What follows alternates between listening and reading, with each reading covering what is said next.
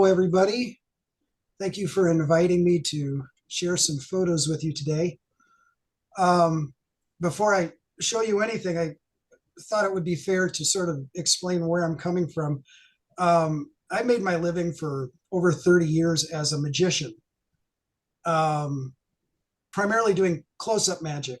And although I was never, I enjoy stage magic, guys like David Copperfield, Siegfried and Roy. These are the kind of the guys that I grew up watching, and stage magic has always intrigued me. And I've always felt that 3D is it's an illusion. It's not something that's occurring naturally, because you're going to be using something to sort of force your vision into fusing images and seeing them in 3D. And so that's where my handle comes from, is Sleight Man. I it's a name I picked out a long time ago, even before I started doing 3D, and it just sort of stuck, and I've stuck with it. So if you've ever wondered why I'm Sleight Man, it's because of magic. So let me go ahead and share my screen here, and I think I have. Okay, yeah. So that's my business card. So let me go full screen here. How do I get out of there we go. All right. So yeah, I'm a bona fide magician, and that's why a lot of this appeals to me. One of the first photos I ever saw, and this was in Jaak Verwoerde's book, the Practical Guide to Stereo Photography. I had run across this picture and was fascinated by it. It's a double exposure on film. I don't have the book anymore, I don't think, because it is primarily back from the film era. And I this really intrigued me. It sort of reminded me of some stage illusions that were done in the 1800s, of like a disembodied head sitting on a table. I think I saw some photos from the conference that just happened in Japan, and somebody had set up a table and people were putting their heads up in a box, and it looked like they had no body under them. That's a traditional stage magic illusion. So when I saw this, I was like, wow. I mean, not only does 3D sort of put you in a moment, but you can also do things with 3D that, I mean, are really baffling, because it it's since it goes beyond that second dimension. I think it sort of enhances the illusion and just makes it look even more intriguing. Um, I had at some point run across Christopher Schneeberger's work. I have all of his Viewmaster sets, but this one in particular I thought was rather fascinating. And I photographed it, just took a couple of photographs from the reel. But this particular picture in 3D is astonishing. I'm not going to share the 3D photo, because I didn't reach out to Chris and ask him if I could share his work. So if you get a chance to see any of his work in 3D, it's beautiful. And this was another photo that I found fascinating. What I did after seeing this is it was the picture I was looking for, and now I can't find it. I try to do test shots, and so I had done a quick test shot of myself standing in a hallway with my arms against the walls, and I had erased my legs. And I thought, okay, this is really neat. And so one of the first things I did was I took my son and had him stand on a stool, and I wrapped a little blanket around him. And because of exposure issues from one photo to the next, I ended up having to cut around like this. And then the third photo was just of a cymbal stand. And now you guys can pull out your 3D viewing apparatus. I think from here on out, everything is in 3D. So taking these photos and putting them together, I came up with this. Stereoscopically, it's not perfect. I had some issues with it, but as a first effort, I think I took this photo around 2009, and that's kind of what got me started. And I don't know, I just found it rather intriguing, a little creepy, but fun. Um, and this next one, I took him to a park and put him all over this play equipment. I had to be careful from one exposure to the next. I had to pick one as a base because I had shadows crossing. I had people driving through the parking lot, trees blowing in the background. And this area here where his head is touching his feet was sort of the first time I had to sort of play around with hair and figure out how I could get it all to work together. But it was just a fun photo. This is when I started getting serious about it, and I started sort of picturing in my head like what I wanted a photo to be, and I would sort of construct ideas in my head and then try to make them reality. Sometimes it's caused me more trouble and pain than pleasure with some of the photos that I've come up with. But I'm just sort of taking you through progressively, how it's sort of grown over the years. And I like the idea of using the balloon because it goes from one photo and touches into the other and sort of just enhances that illusion of like, geez, how did he do that? But I mean, clearly it's obvious, but sometimes compositing can be not really what you expect. This was a photo I had taken of him, and I washed it out and I put a mask over it. And so I wanted it to look like he was looking through a window. And by putting the mask at zero parallax and sort of pushing his hands up against it, it took what was an ordinary photo, I thought, and made it rather extraordinary. Some of these photos come from challenges. I was in a 3D forum for many years, and we would have monthly challenges. And so one year, I think, or 1 month, our challenge was called Nightlife. And so for my next one, I thought I would do like Night Dead. So once again, just a double exposure of me walking down a sidewalk, and sort of turned myself into a ghost in it. I didn't decide whether or not I wanted to keep the shadow on the ground, but I went ahead and left it. And if anybody wants me to stop on any of these photos to ask about anything, I'll try to recall best I can how I did some of these things. The next one was one that I was walking up to my mailbox one day, and a picture just popped into my head. I think the more you take 3D photos, you tend to just frame the world around you fairly often. And this idea popped into my head.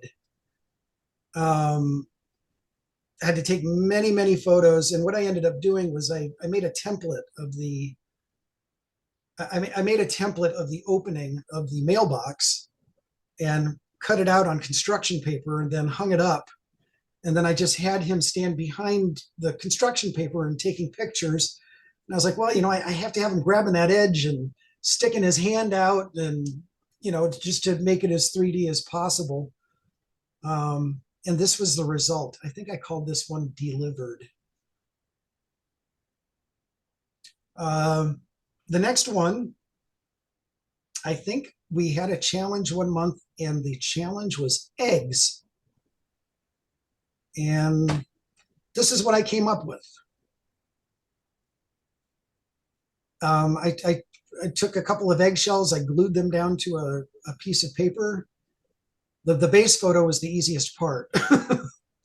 Getting my son to have his hands over the edge of the eggshell, that was tricky.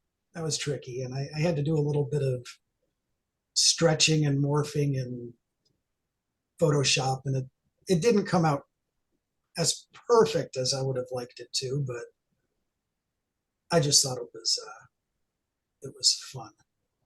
Now, some photos you'll see where there's compositing involved, you wouldn't even occur to you that compositing happened.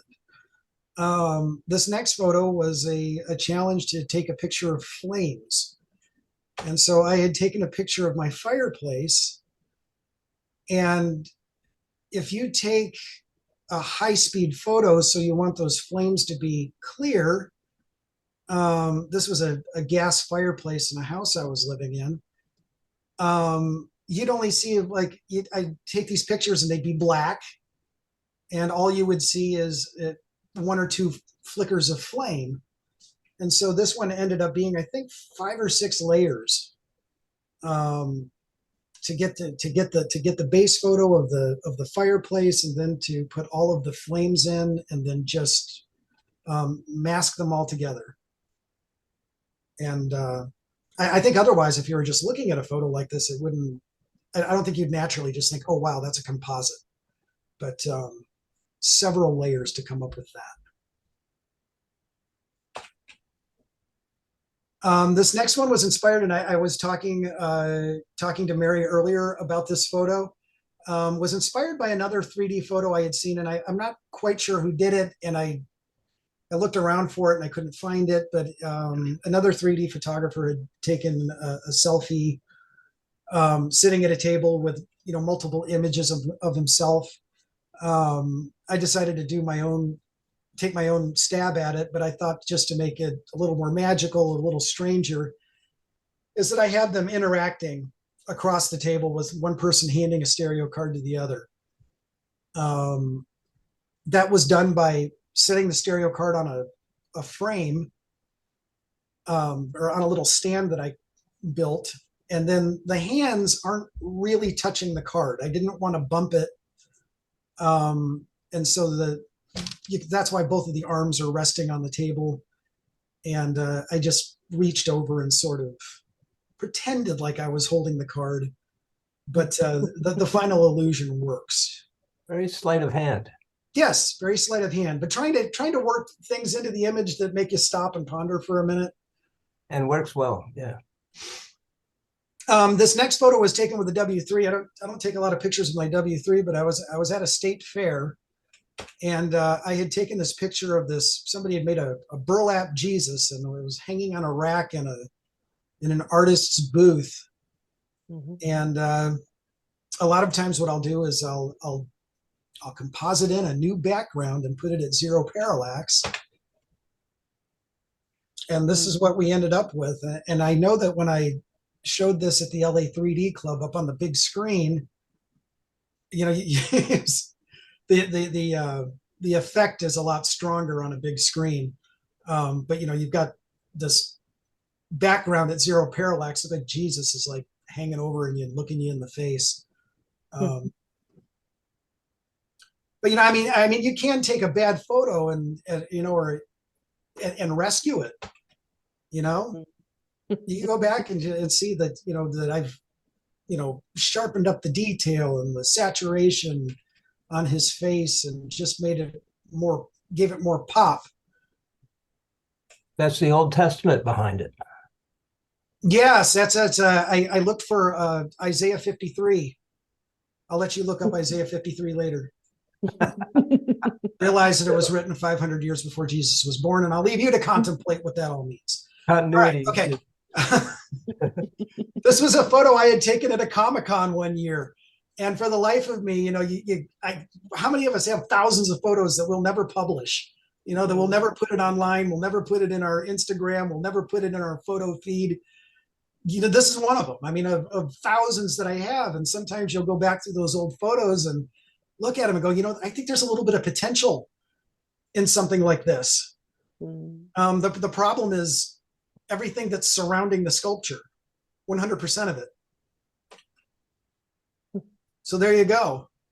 I think the image was a 2D photo that I went ahead and I made it the background 3D, stretched it and skewed it around in Photoshop till I got it where I liked it, put it all together. I don't think I've ever put this one in competition, but I don't know.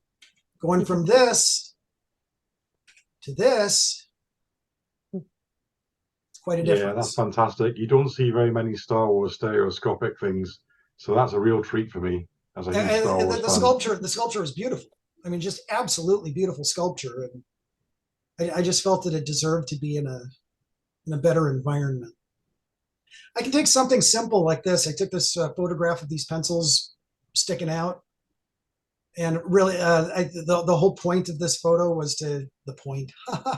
The whole point of this photo was to have something sticking out of the screen, going as kitschy as possible. Go with pencils because they look like they're stabbing you in the eye.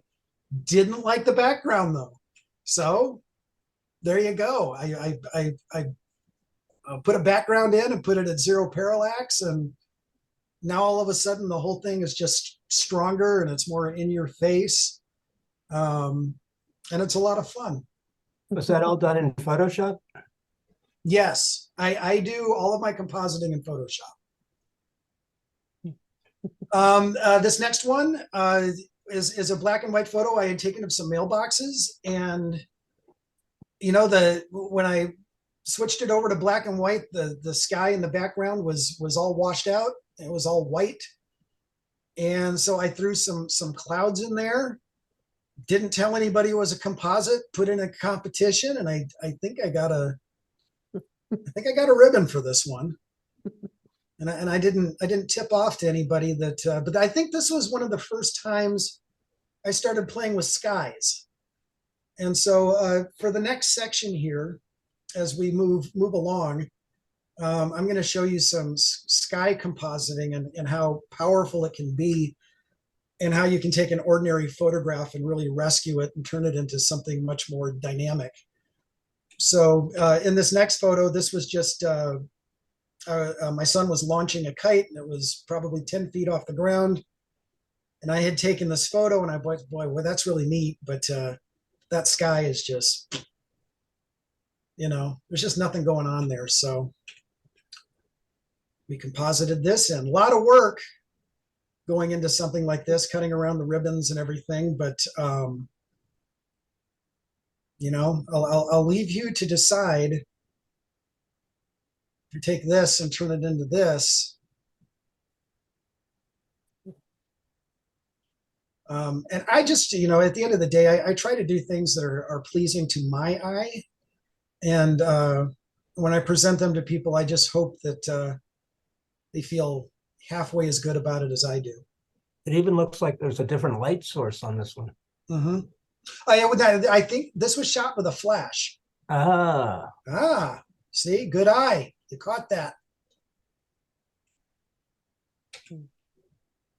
Cool. This one here, I did a whole Disneyland by Night series. Maybe somebody you saw that several years ago. I have a few examples in here.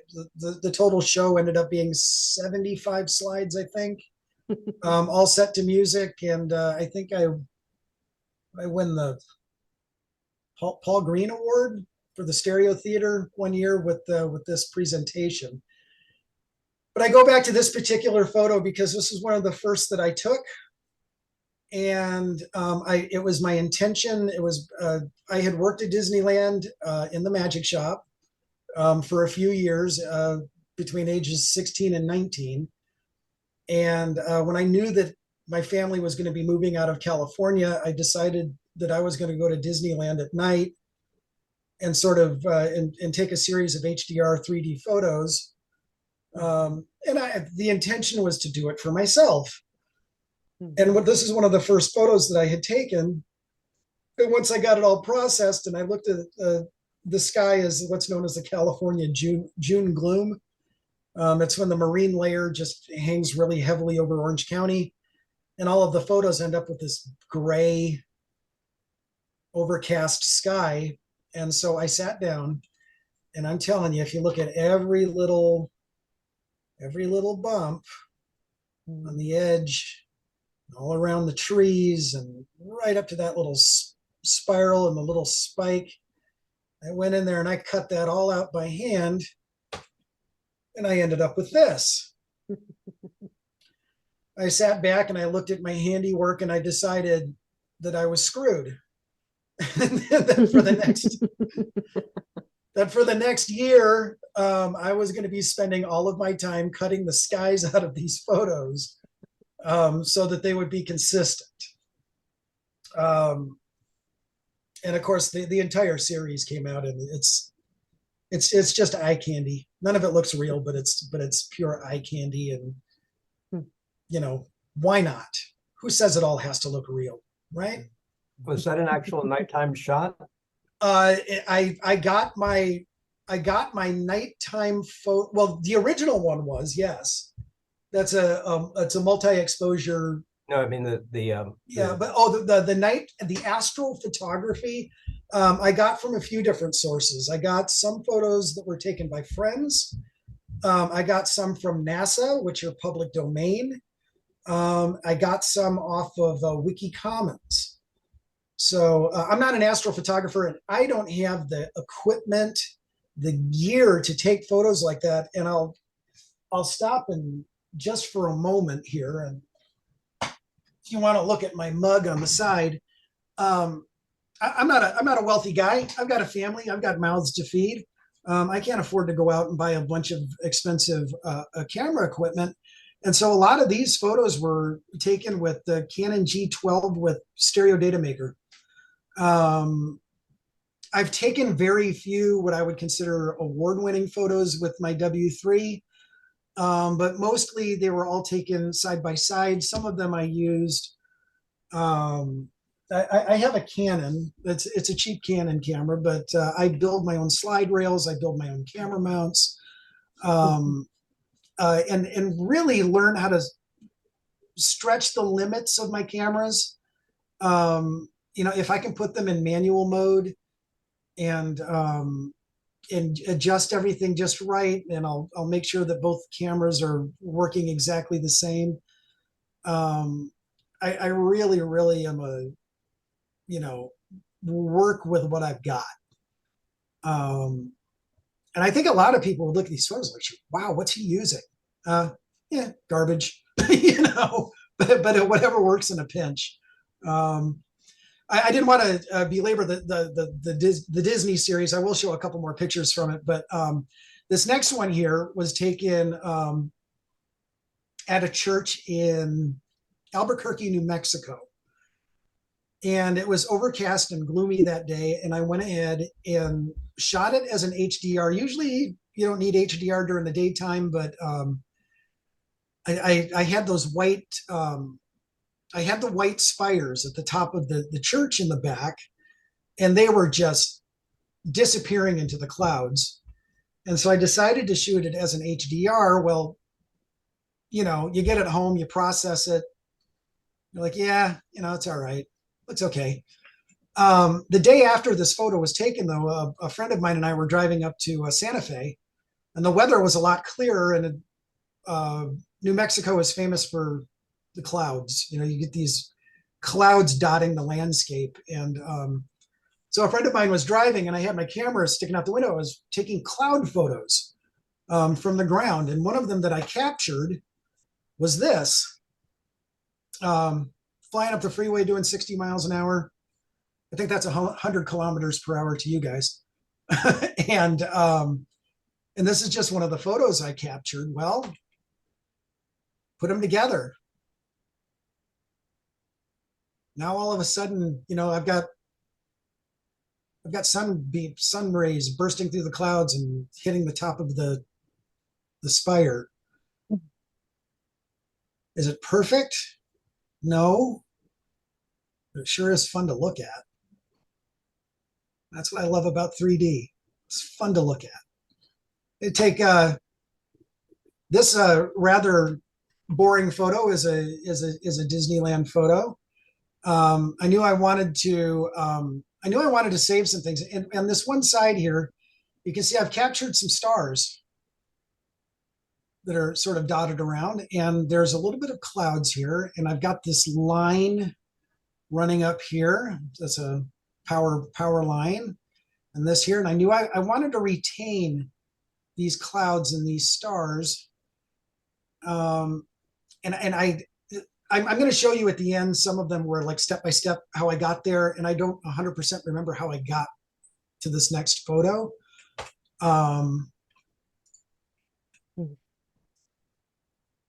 But I went ahead, as you can see, I retained those stars. I retained the clouds in the back.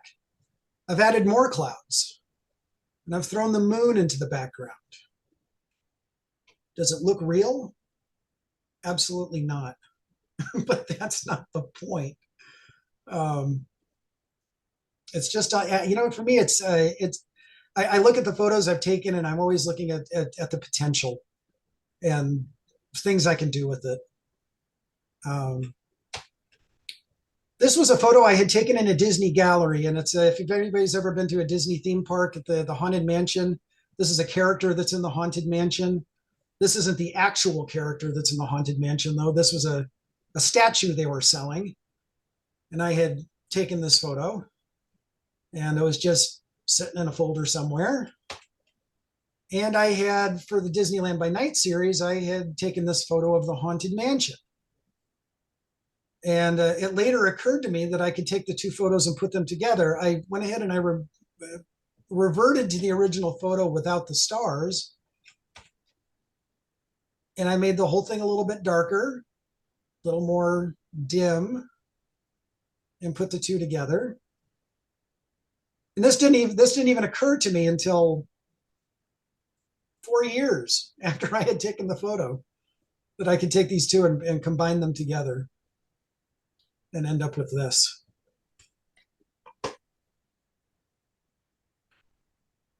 The next one is sort of my,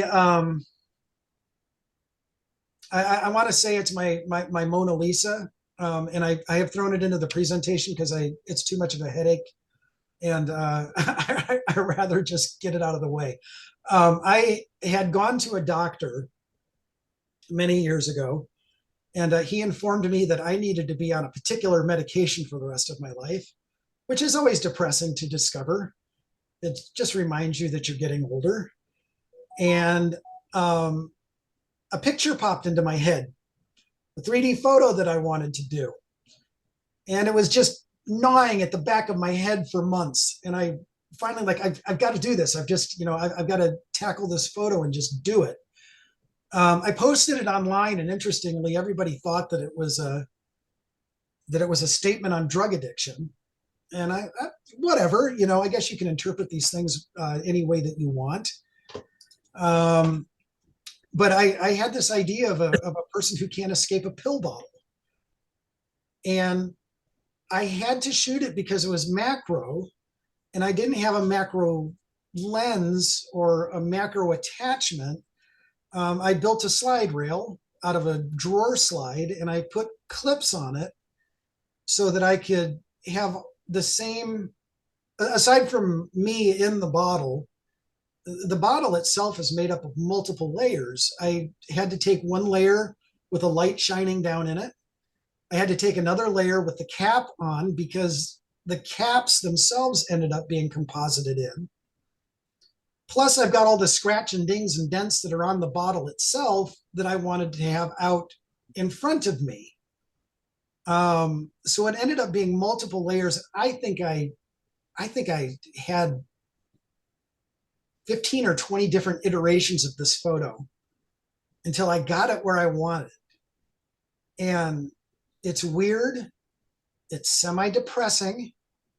It got slaughtered in competition because I think people looked at it and kind of went, yeah, all right, that's nice. Next.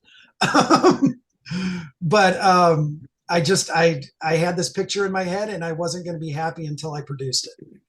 And I think I called this photo the prison. There you go. I call it my Mona Lisa just because of what a nightmare it was to do it. And I felt like there was never gonna be an end in sight. And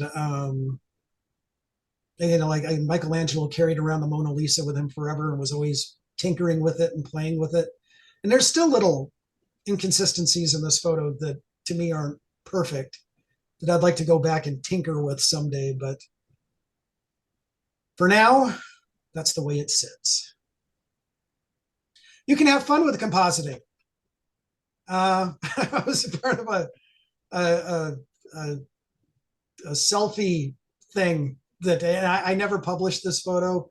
I strictly did it for the fun of it. I was trying to mimic the photographs that they would send us home with in the 1970s from school, where you just look like an idiot. So You could do that with a bunch of Brian May photos. yeah, there you go. The next photo was actually taken over the span of probably 10, 12 years. It's not stereoscopically perfect because the photo in the background is a little bit too hyper. But I had taken a picture of this hallway with, and of course, and this harkens back to the very first photo I showed you of the fella in the bird bath. I had taken the photo and I tried different things. I think at some point I had my nephew, I was putting his torso on the table, but everything ended up getting composited into this. There was an open window down the side. The window frame, the half dome above the door, that ended up getting composited in. But it's a photo that, you know, I had the base photo and I couldn't do anything with it. And everything I tried with it just didn't work. And one day I had taken a few photos of my son in 3D and I was looking at them and I went, you know, I wonder if I can go back and composite those into that hallway photo I had taken. And slapped this together. And it's weird. I was pleased with the results. I ultimately, you know, as he gets older, and I think I put this together a couple of years ago, and as he gets older, I think I might just take out that photo of him in the background and have a photo of him when he's older, looking at himself when he's younger. So it was just fun. It was just something fun to do. And I don't know, it shows you the different possibilities. The next photo was one I had taken in my parents' backyard when my father was a little bit younger than he is now. And he was hanging my son upside down. And I thought it lacked a certain element of danger to it. He's hanging his head above concrete. I went ahead and this was a photo I had taken of Waimea Canyon in Hawaii several years before. And I cut around them. I took the concrete that he was sitting on or standing on, and I cut around that to make it look like a sort of like a platform that he was standing on. And now you've taken a rather simple, fun photo and turned it into something entirely different. Was the edge in there? Did you have to draw that in? I drew it in. Yeah, I figured. And I believe I think I used this and was just drawing lines and drawing guidelines in Photoshop and making it work. And you can see there's an edge down here. I had to do something to give it a little bit of depth.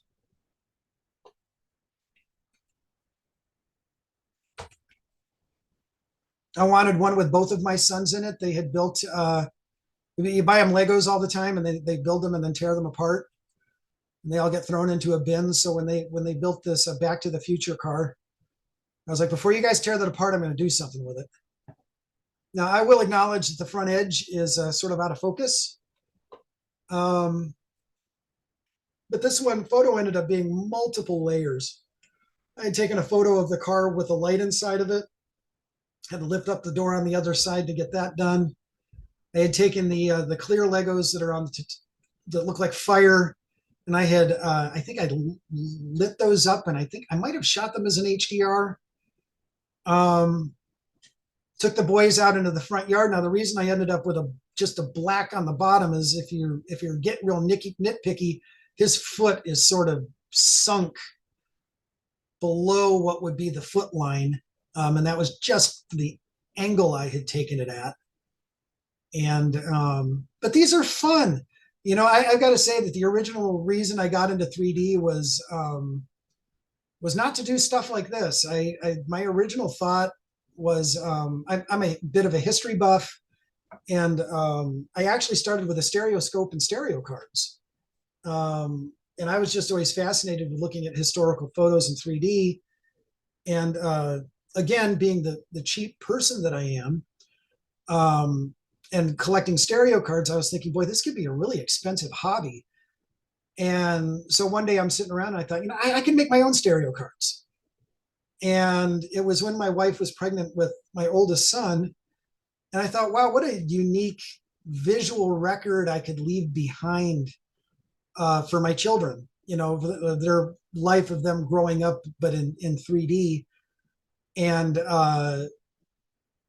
so, I started making stereo cards, and then I started playing around in this medium. And now I'm leaving them something really unique. That's a lot of fun.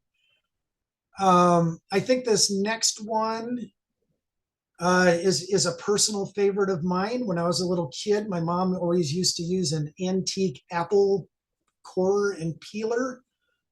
And I had picked up my own and wanted to do a 3D photo.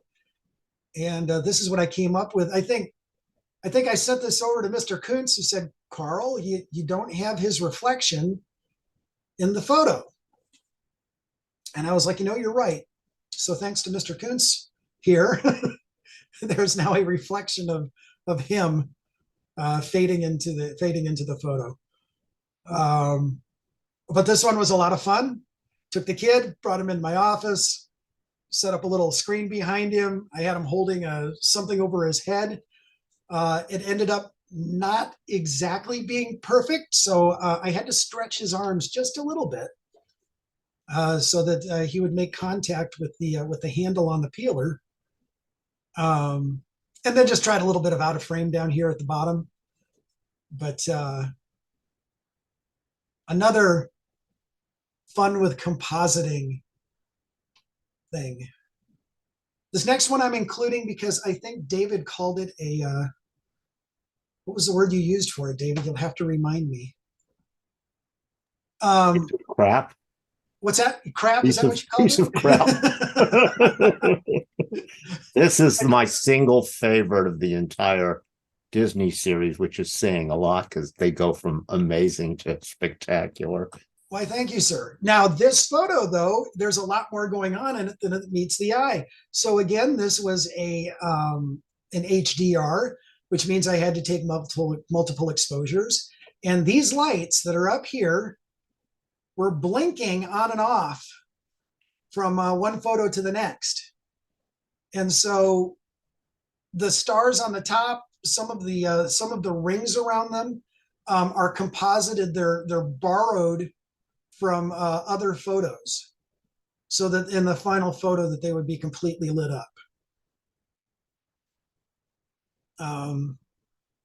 A lot more work went into it than meets the eye. But I one of the things about 3D is to me it sort of appeals to that anal retentive nature that I have, where everything has to be perfect. And so I really do enjoy the technical aspects of it, and no matter how painstaking it may be. For the next one, this was another one that did really well in competition. Again, I had to cut out the spotlights and do them as a separate layer to composite them back in with a little bit of transparency to them so that the stars would show through them.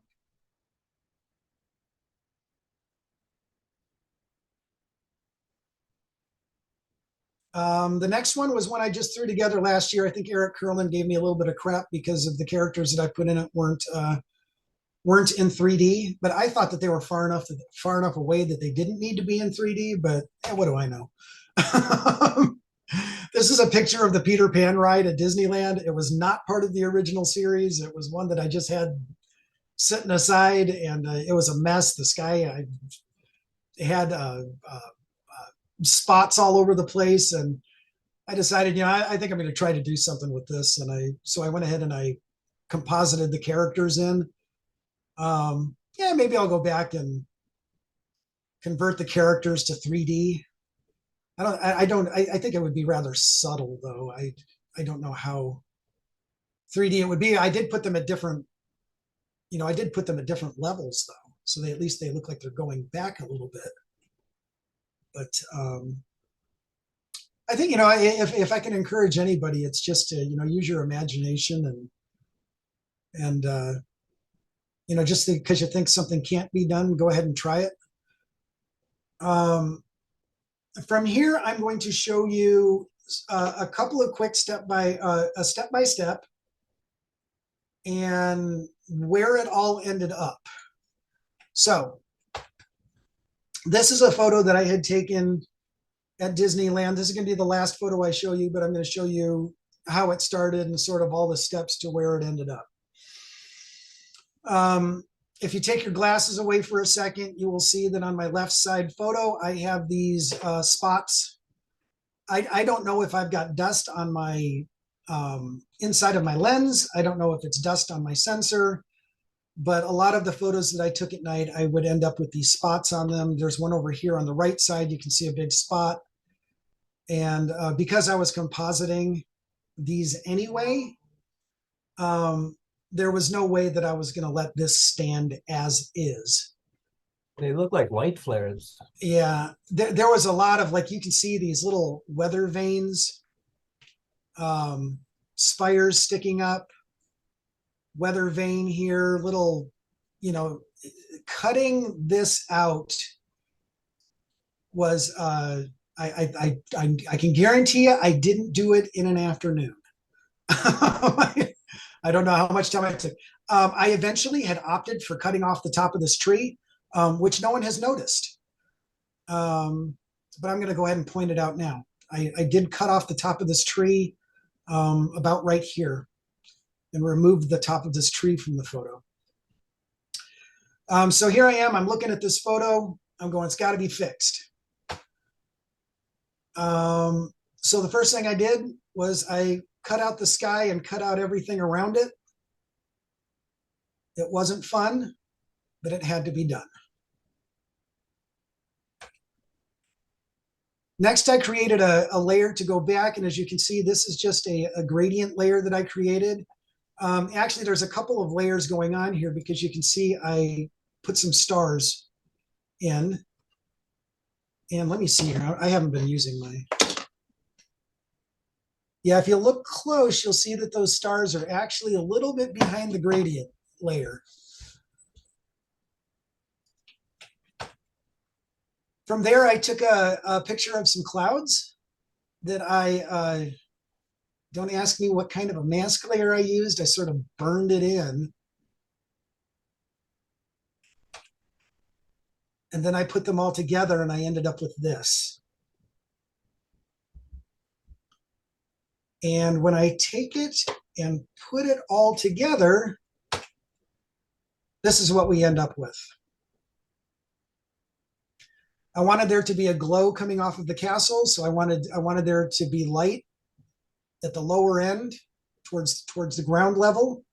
And I wanted it to fade up into those stars that I had been putting into every photo. And this was the final result.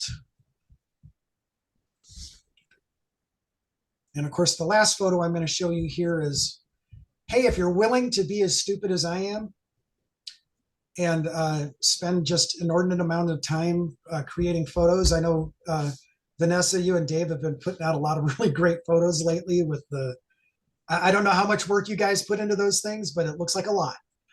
And I appreciate Usually it at least entirely. an hour, sometimes an hour. Yeah. I have not messed with AI generating photos. I think I've only ever popped a couple of photos out of Leia that came out looking good enough that they didn't need to be tweaked or messed with. So I'm still a stereo photography guy. I like there to be real elements in my photos. And I think that just enhances everything. Makes it look more realistic. I'm not knocking AI. I've kind of settled into my own groove and the things I like to do. And not every photo I take gets composited, but I certainly have had a lot of fun doing it. And of course, the net result of this is, hey, look at, we end up on the cover of Stereo World magazine with a composited photo. And I didn't really, I think it was just a short blurb in that issue of Stereo World. But you know, you see all the fine details going around the spires and through all of the openings and around every edge of the castle. You look at the edge of that castle and you can see I cut around every tiny little bit to make this work. That's like pixel by pixel. Yeah, pretty much. Yeah, pretty much. And I would usually use like a 1 pixel blur or a one pixel blur on the edge. But yeah, that's it. So that's my presentation on compositing and the fun stuff you can do with it. Carl, are you using the newest Creative Cloud that has that object selection tool? No. It's a real time saver, mister. Okay, well, why don't you send it to me? Honestly, the last composited photo I did was, I've been lazy over the last year. I haven't really been messing a lot with compositing. I think the last composited photo I did was this one. Yeah, this is the last composited photo that I did. I'm gonna back up right there. But yeah, if you want to send me a link to that, Dave, I'll certainly check it out. It's embedded into you have to have the Creative Cloud version of it, and it's just one of the masking functions. Mm-hmm. I do have from the Topaz suite, I do have their masking tool. I never could groove with that. This thing's literally it's too messy. Yeah, I never could get that to work any better. Dave, what's his name in Idaho? Kessner swore by that and got great results. I couldn't get it working, but the object selection, but like I say, it's just built into the new Creative Cloud, just $1 million a month. And that's if you're a senior. But it's like I say, it's one click for the most part. It's a real lifesaver. Well, send it my way. You got my contact info. So anyway, that's just kind of a small selection. I wanted to share. I did share a lot of my favorites with you guys. And I appreciate the opportunity to share them. And thank you for inviting me today.